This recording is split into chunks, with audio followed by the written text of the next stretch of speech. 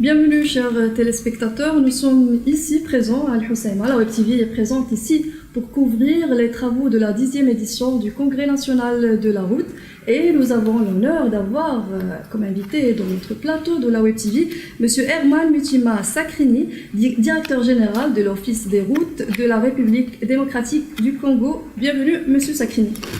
Merci. Toute première question, Monsieur Sakrini, est-ce que vous pouvez nous rapprocher de la participation de la délégation du Congo dans ce congrès national de la route? D'abord, je voudrais vous remercier pour votre invitation. Merci à vous. Je suis directeur général de l'Office des routes de la République démocratique du Congo. C'est un établissement public qui en charge 58 129 km de routes d'intérêt général. Nous avons été invités par le ministre pour venir participer à ce congrès. Et nous voulons vraiment remercier le gouvernement marocain et le peuple du Maroc pour cette invitation.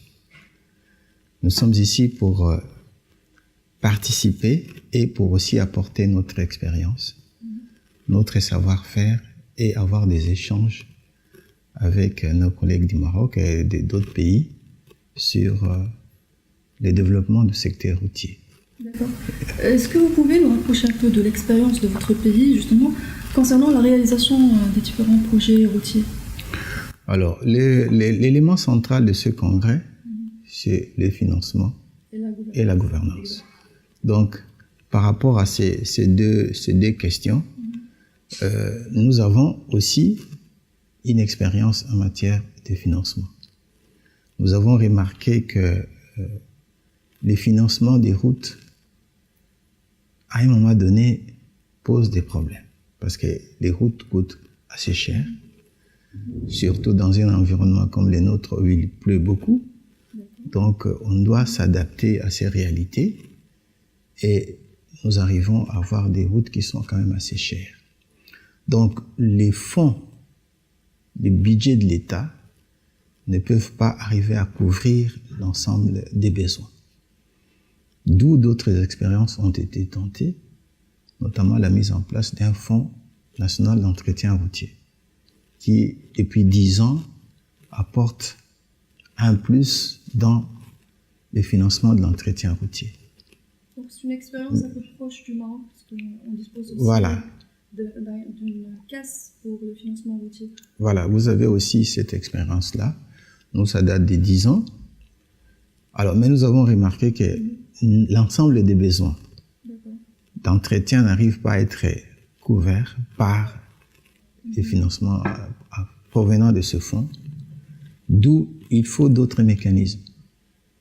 C'est donc l'intérêt d'exploiter, par exemple, le partenariat public-privé qui fait ses preuves dans d'autres pays.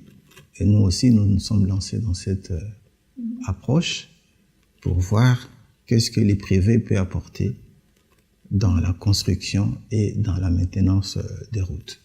Et donc, comment vous évaluez le partenariat, le PPP dans votre pays? Est-ce que vous en êtes satisfait?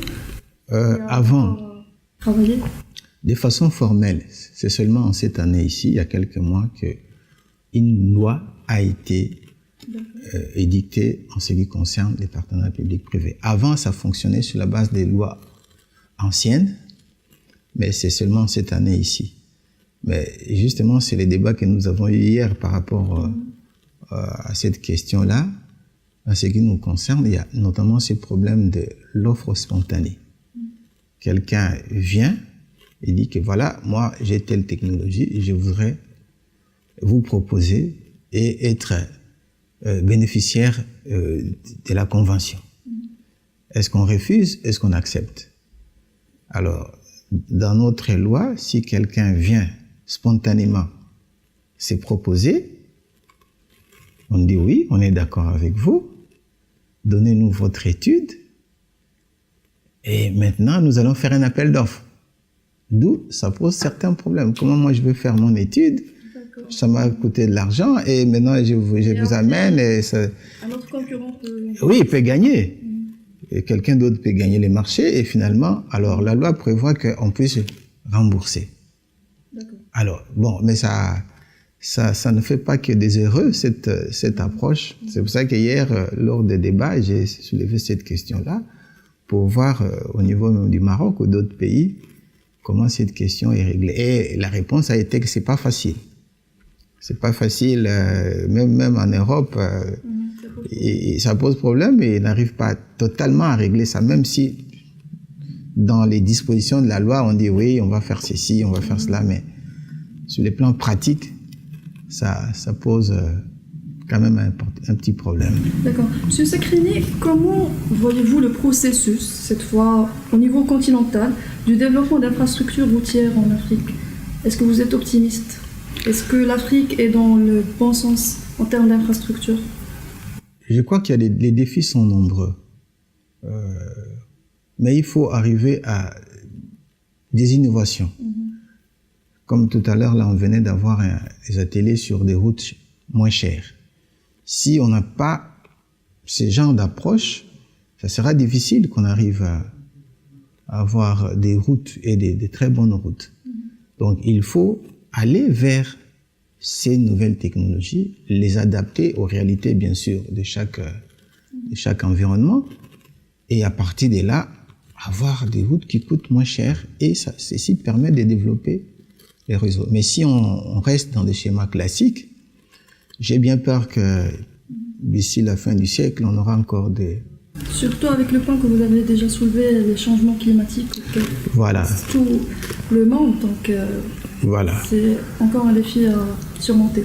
Oui, on a parlé de cette question-là, du changement climatique, c'est méfait sur le réseau.